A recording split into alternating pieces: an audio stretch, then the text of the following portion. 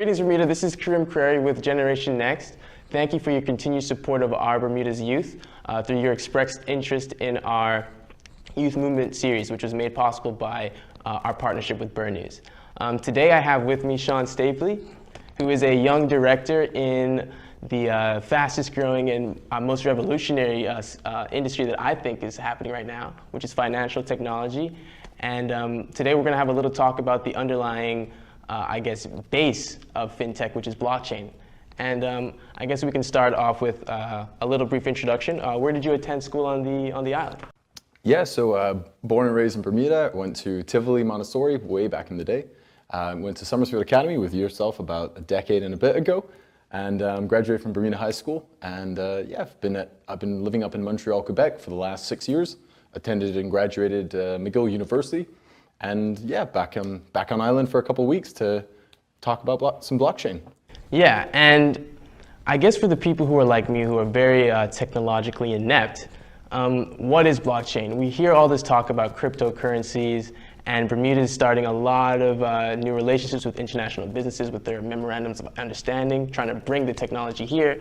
So basically, what is it, and what do you do with it? It's a great question.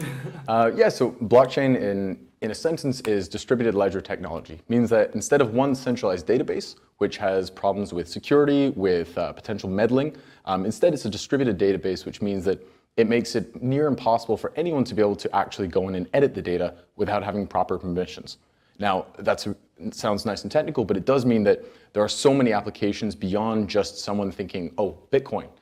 It lets people say, okay, we've got databases in insurance, in healthcare, in so many different fields that could be drastically improved if all the data is assured to be of high quality.